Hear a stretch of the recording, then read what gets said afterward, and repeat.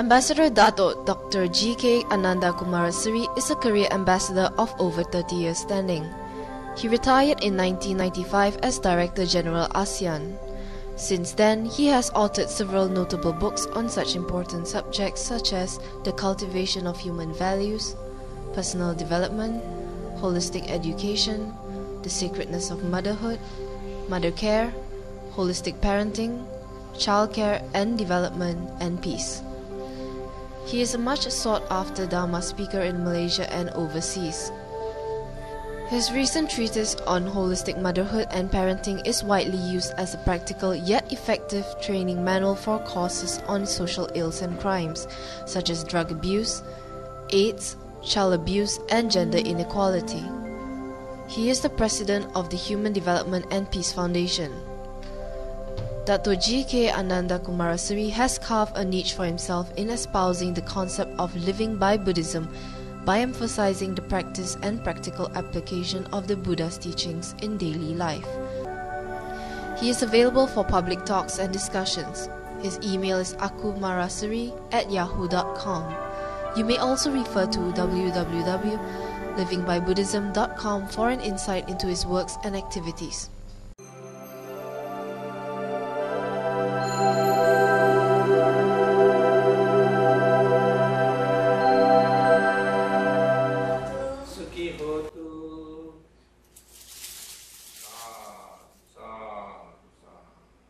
This is a daily practice in Buddhist families to worship the parents before the children go to bed, and also, if possible, before they leave the home for school or to go to work. It has been practiced since ancient times in India and in China.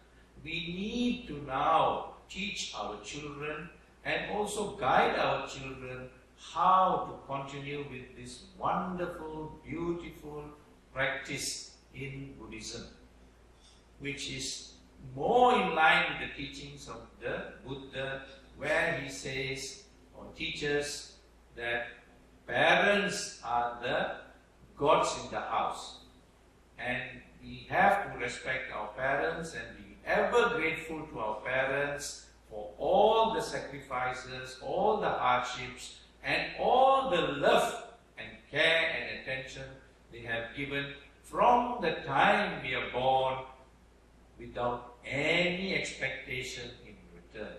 So the least we can do is daily worship our parents at the feet, and there is a beautiful gatha referred to as Mata Pitu Vandana.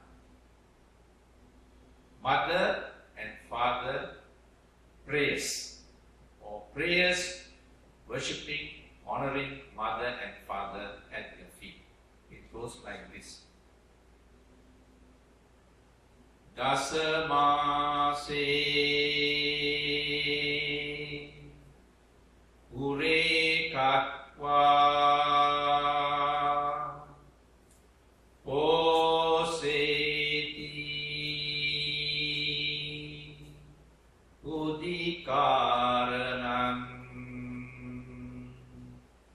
Ayudigan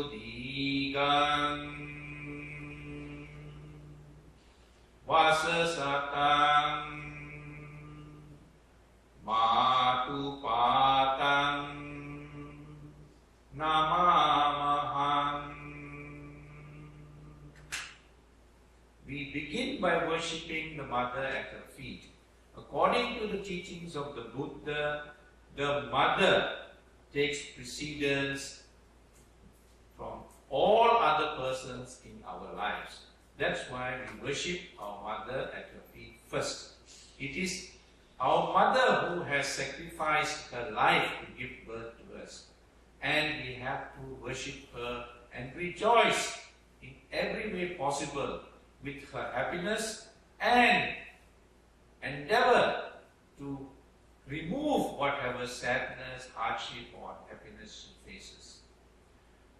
The meaning of the Vandana Gatha is also equally beautiful, equally moving and touching. The Vandana Gatha in English, translated into English, means dearest mother, you nurtured me in your womb for 10 lunar months. You took care of me in such a wonderful way that you did not even think of yourself. And your love was so immense that you even turned your blood to milk to feed me and nurture me and nurse me. Oh dearest mother, may you attain Nibbana. It's a wonderful, beautiful thoughts which you express to your mother. And next, you have to also express your gratitude, gratefulness to your father. And it goes like this. Udikaro alingitva tumpitva piyaputrakam rajamadjam supatitam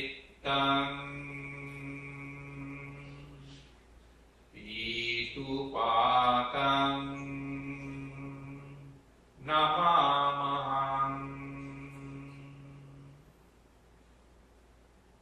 In English it means, dearest Father, you nurtured me, you sacrificed so much, you worked so hard to bring me up, and your love for me was so strong that when it came to my interest, you placed me amongst kings. As far as you were concerned, I was equal or more important than even kings. That is how you looked after me, dearest Father. May you attain Nibbana, dearest Father.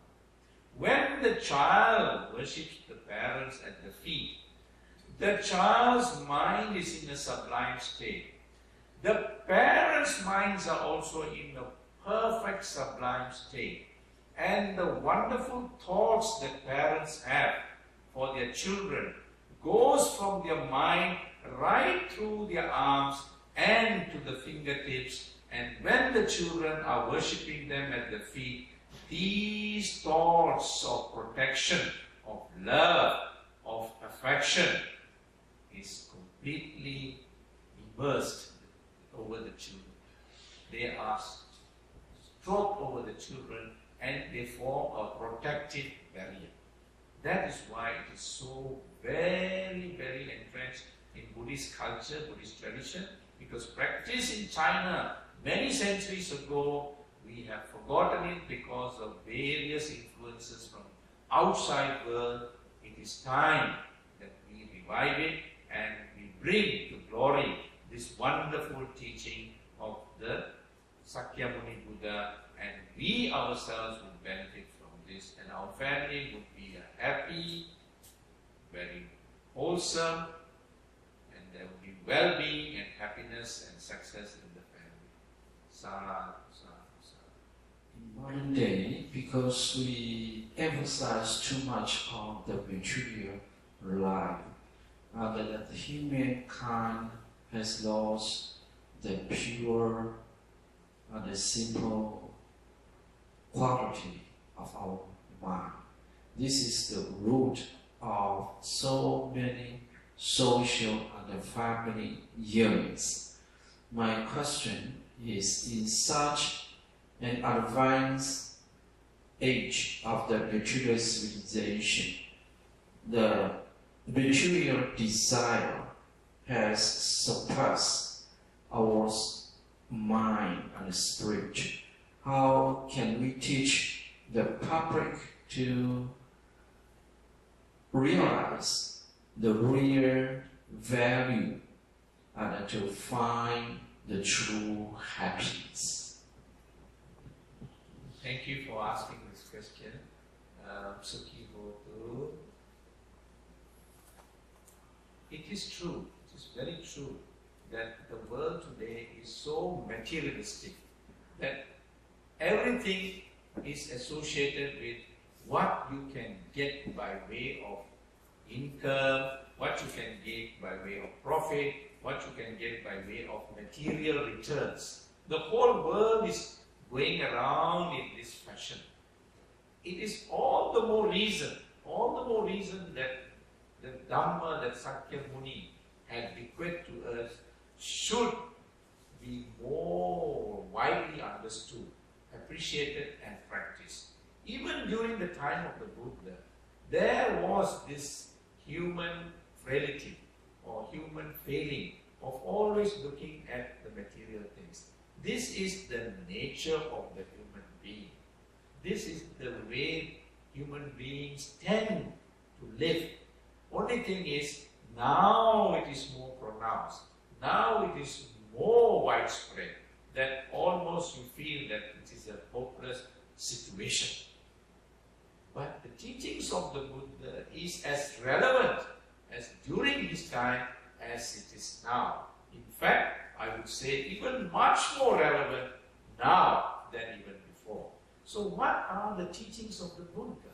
And how are we going to promote and make people understand the value, the relevance, and the benefits that are to be obtained from these teachings?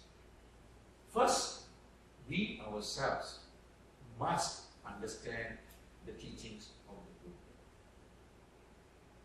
Because he made it very, very clear that the best way to teach or to promote the Dhamma is by practicing the Dhamma. So we need to look at how we can practice the Dhamma, the Sakyamuni's teachings in everyday life. Because he also emphasized that his teachings is not confined to only monks and nuns, but to all of society, the whole cross-section of society. If you take society like a triangle, which many people explain society is made of a triangle, you will find only a few people who are very intelligent, who are very wise, who are very rich, who are very well-to-do. The bulk of the people are at the base. These are the ordinary people like you and me. We grow up, we work, we bring up a family, and then the children grow up, and then we pass away.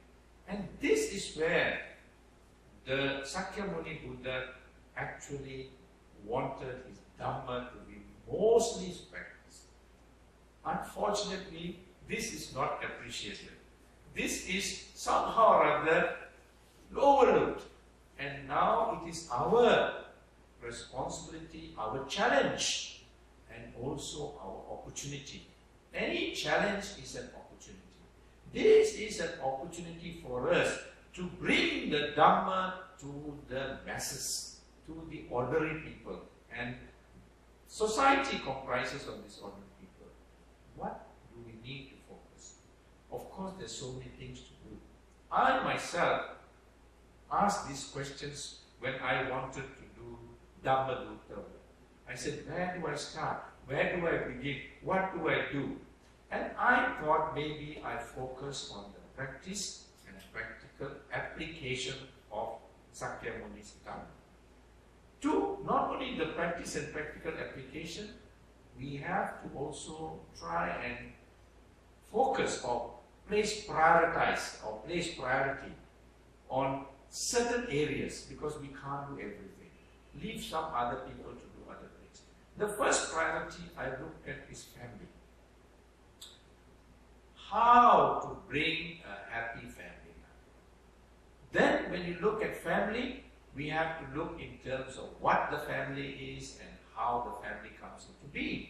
Before you can find any answer to family, you have to look at the human being. What are we? Who are we? How are we comprised of?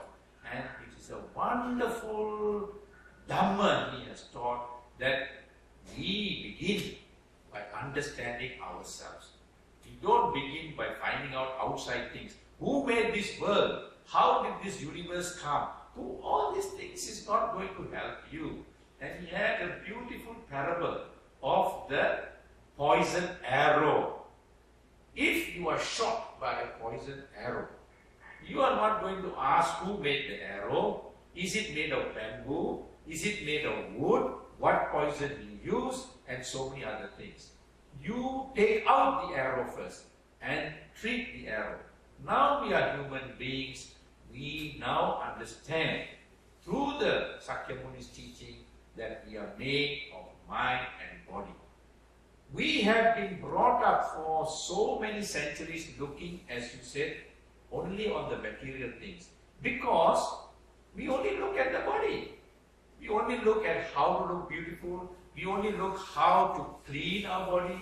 The nice soap, the nice fragrant soap, not only ordinary soap, more fragrant, all kinds of things we produce to take care of our body. We take a lot of tonic, we take a lot of medicine, we take a lot of calcium, vitamins to take care of our body. We eat the best food, we want to get the best food, all for the body. But no time, no money, no effort to cultivate the mind, to develop the mind. This is a teaching which is very unique in the whole world. Nobody focuses on the mind. Everybody talks on other things. But Sakyamuni focused on two things. One is to start by yourself, not depend on somebody else. Nobody can save you, nobody can help you, nobody can bring your happiness, nobody can guarantee your well-being, nobody can guarantee your success. Only you, even I, Sakyamuni, cannot do. I can show you the way, but you must learn. So self-reliance first, self-development, self-regulation, self-effort, all the self emphasized throughout his teachings. Having understood that, we cultivate our mind. And this mind he talks about is a very, very important subject which I think we must spend more and more time to teach children and adults and leaders how to cultivate a good mind. If the mind is cultivated, if the mind is trained, if the mind is cultured, then we won't have the problems in the world. Because all the problems in the world, all the ills, social ills and crimes of the world originates from the mind. And Sakyamuni Buddha stated very, very clearly and stressed all the time, the mind is the forerunner of all your thoughts, your speech and your actions. If your mind is uncultivated, if your mind has evil, if your mind has all kinds of pollution inside there, all kinds of defilements, then your thoughts, your speech and actions will be like that. No other person is going to do that except you yourself. You are responsible for your thoughts, speech and actions. Now, before the mind gets into that kind of defilement stage, we prevent it from becoming defiled. So we take a proactive step. We make sure that this mind is able to be on the right track by making sure, even before the child is born, that this mind is programmed, is cultivated, is developed in such a way that it has wholesome ideas, it is cultured, it is nurtured, it is cultivated in a wholesome way in terms of what it thinks, how it thinks, and all the other spiritual aspects are incorporated. This Sakyamuni Buddha emphasized is to be achieved through Tai Jiao. He referred to it as Gabba Parihara. Gabba Parihara means, and when he went to China, it was referred to as Tai Jiao, meaning the protection and the development, the holistic development of the unborn baby in the mother's womb. While the baby is forming in the mother's womb, we make sure that this baby's mind is in the right environment, in the right ambience, in the right atmosphere, by following a number of religious practices the expectant mother is advised to follow. For example, to develop the sandha. Of course, I can go on talking on this. There is a book which I have produced, which is referred to as Mother Care and Parenting. This is the key. You ask how to solve. This is the key. This is the answer to address all the social ills and crimes that is happening in society. Leaders all over the world are coming out with various answers and various suggestions, but they have not looked at the root of the problem, which is the mind. And if we follow Sakyamuni's advice and teachings, we start from Tai Chiao, we are on the right track. Because this mind, which we all have, does not begin to function when we are 10, 11, 12, 15, 20, 30, 40, 50. When we start doing the wrong things. This mind begins from the mother's womb.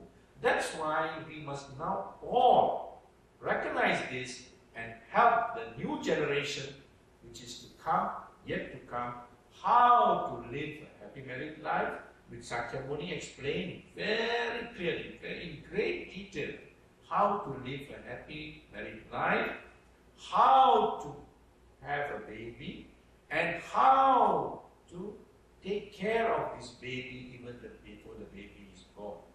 And he emphasized, this is not just the mother's duty, but the husband must be involved conscientiously from the beginning, even before conception, right through pregnancy. Today it's not done. Mothers are just feeding babies routinely, like as though they are going to market and buying something. No, it is a sacred mission. We as Buddhists must now promote in our psyche, in our mind, in our culture. This was there before. We need to revive in our culture the sacredness of motherhood. Motherhood is a sacred mission. We are all born of mothers. This is Sakyamuni's own words, not my words. We are all born of mothers. He advised King Pasedani, who was very upset that he was blessed by a baby girl. He says, why must you be upset? You are born out of a woman. Your mother is a woman. And this daughter can give birth to children and have a son who would become a great king if you look after him properly. So, please be happy. This culture was very entrenched in India, very entrenched in China, and all over Asia. Today it is lost. It is lost. We need to revive this, the sacredness of motherhood. So, apart from Tai Chao, I am promoting and advocating every month, at least one day, I only ask one day, have a ceremony, have a puja, have whatever you are doing in honor of others, in honor of women. Women are so important in this world. The West is asking us to change this, but they are using a wrong method, a wrong technique. They say there are men sumo wrestlers, also we must have women sumo wrestlers. They say there are men who are doing boxing, we must also produce women boxing. That is not the Sakyamuni's way. Sakyamuni recognized that men have a certain role to play, biologically, physiologically, emotionally, psychologically, and sociologically. They must excel in what they do, like a father, like a husband. Women have a role to play as mothers, as wives, they must excel. Both of us must excel in our own way. When two of us excel and we form a partnership, that is how the world should be run. Not you get this, I must get this. You get that, I must get that. That is a Western feminist-based approach, which we again now must play a role to change. The gender issue is not an issue. I am placing women more important than men. That is the way our culture is. So there is no question of gender issue. There is no question of inferiority of women. I pray to my mother before I pray to my father. Even if you put your mother on your right shoulder and father on your left shoulder and worship them, you can't repay them. But not only that, he emphasized mother first. That's why we always refer to Mata Pita. The Western world, the Western language, all Western language refer to father and mother. Because their culture is different. Their thinking is different. Sakyamuni's thinking, Sakyamuni's teaching has been so wonderful and used all over Asia. Now we need to revive. Third thing, this particular ceremony we have in honor of mothers and would-be mothers, or young teenage girls or would-be mothers, sooner or later they're going to be mothers. We have that puja once a month. On that puja day, the child who is born that month, we bless this child. This child belongs to us also. He is part of our Sangha community. He is somebody's child, but this child is going to grow up in our community. And Sakyamuni said, accept and treat and receive this child as belonging to all of you. And give him a Buddhist name, a beautiful Buddhist name. And he will grow up remembering his Buddhist name, remembering Sakyamuni, remembering the Dhamma from small. He will come every month and worship his mother in front of everybody, worship his father in front of everybody. He will come to know other children who are also following Sakyamuni's teachings and behavior and culture. And these friends will form a network. Like the fishing net, they form very strong network and it becomes a safety net. These friends are Kalyana Mitras. Kalyana Mitras are virtuous friends. They are friends who are also going to follow the Dhamma and Sakyamuni's teachings and the way we think and behave in terms of Dhamma Putris and Dhamma Putras. Now imagine this child. He cannot go astray. How can he go astray? His friend will not allow him to go astray because he is meeting his Kalyana Mitra, he is talking to his Kalyana Mitra, he is emailing to his Kalyana Mitra, he is telephoning to his Kalyana Mitra. He is always in contact with this Kalyana Mitra. These Kalyana Mitras are not going to smoke. They are not going to take drugs. They are not going to do the wrong things. They are wonderful children. And this is the way we must bring up our children. In the home and in the community. So once we have these kind of practices, daily practices, then we won't have any problems in this world. And we will know how to find inner happiness, inner peace, and not search for all the material things. Of course you need to work hard. Of course you must be successful. Of course you must be number one in your class or in the office or whatever. The Sakyamuni Buddha insists that you must excel, that you can excel. Once there was a man who was hungry and he came and they said, okay, please give him some Dhamma teaching. He says, no, please give him some food first. How can he think and listen to my Dhamma if he's hungry? No, go and eat something. Be strong. We must take care of our body. We must take care of our family. We must work hard. We must do the best we can. Each one of us have got skills, Sakyamuni said. Each one of us have got talents. Develop this to the optimum level. He encouraged you. Please develop. This is how you are going to flower, blossom. But as you develop, follow Sakyamuni's Dharma. To take care of your mind and not do anything that is going to hurt you and not do anything that is going to hurt anybody else. Do only things that is good to you and good to somebody else. So this is the wonderful, many things I can go on talking, but what we need to understand and appreciate is that there are many answers. These have not been used. It is our duty, our responsibility, and our opportunity today to pass this on within our community and to the whole world.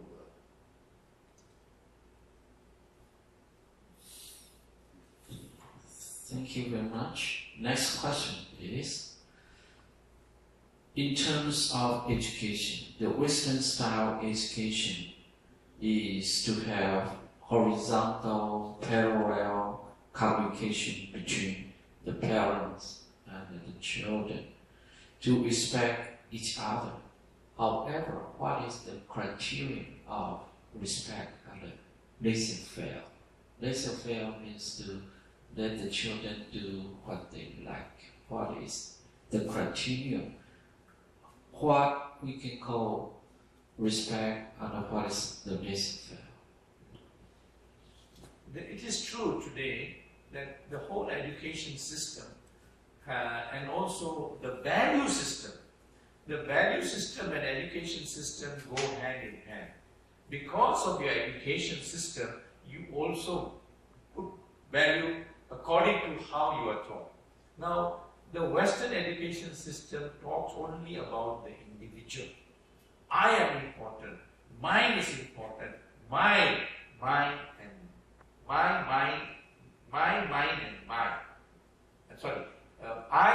and my and mine. Always I, my,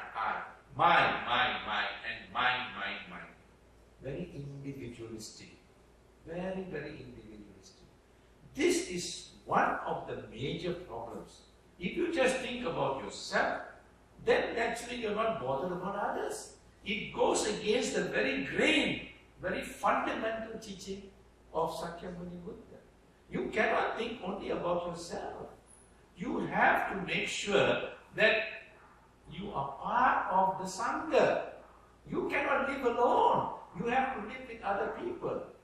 You didn't come into this world just like that. Nobody dropped you from the top. Nobody created you. You are born into a family. You must know your role, your responsibility, your duties. Sakyamuni Buddha always emphasized responsibility, duty, and role. If you understand your duty, responsibility, and role, then you know how to interact. Your relationship is very harmonious because you're not looking only in terms of the individualism or individualistic way of thinking, but you're thinking of the larger interest. So that is a very important teaching of Sakyamuni, and that is a very fundamental, very important response that we can develop to make sure that we correct these unwholesome influences that have come from Western education. The other thing about education, when we talk about education, it is really sad, it is very sad, very unfortunate that when you look at Sakyamuni Buddha, and also, very surprisingly, we say so, we ourselves say. Just now, I recited verses about Sakyamuni's greatness. And in one of those greatness, we refer to Sakyamuni as an unparalleled, unsurpassed. Nobody has surpassed Sakyamuni as a teacher. All across the world, any time throughout history. Unparalleled, unsurpassed. And we say that he is a teacher of gods and men. Satta Deva Manusana. Not only a teacher of men, but also of gods. And it is a fact that he had crisscrossed all over India for 45 years. 45 years. Even today you don't get people doing this. 45 years crisscrossing all over the country. And he walked from town, village to village, from town to town, from city to city, from country to country. He walked. He didn't teach only in the morning, nor in the night, or in the afternoon. Morning, noon and night. And he taught all types of people, from all status, from all levels of society. Not just monks and nuns, but everybody in society. And all people, all kinds of people came to him for guidance, for advice, for relief, for solace, for answers. So he is actually the best role model you can have in terms of a teacher. And he was able to pass on the Dhamma to people who had completely different views, completely different beliefs, completely different upbringing. He revolutionized everything. He was able to transform people who completely were from some other value systems. So we can do the same thing. If Sakyamuni Buddha was able to succeed, we can. Only thing is, we do not give enough of attention to this aspect of Sakyamuni's contribution or gift to the world. We must now see how he taught, the methods he used, the tools, the techniques he has used. And today's education system, all over the world, of course there are now reforms taking place. Very recently, they realized something is wrong somewhere. So they are now trying not to emphasize exams, for example. But they still have not solved it. They said, don't stress on exams. Don't stress on paper qualification. They say, but still it's going on. In the newspapers, everywhere, people want their children to have all A's. Get 100 upon 100. If they get 90 also, the father and mother not happy. And you say, please come for our Dhamma talk, or please come for our camp, please come for this and that. Oh no, my child must study. They don't understand that study is also development, personal development. Not study the books for exams. You have to develop the whole human being. This is unfortunate. And we develop all these things through our various practices. In terms of techniques, modern education stress only the cognitive learning. That means knowledge, information, data, all facts. You study, every year you study, you go to the exam hall and you regurgitate. You just rewrite what you study. That is not education. That is not education. In China, you had Lao Tzu, you had Confucius, you had great teachers. In India also you had great teachers. They followed different method. And Sakyamuni is the greatest of the greatest. He used the method of Pariyati, Patipatti and Patibheda. Pariyati is the theoretical knowledge, the foundation, the basic understanding. And he used the word understanding. Even that is not recognized today. They don't even make you understand. They just say, oh, just learn like a parrot. Just memorize. Memorize. No thinking involved.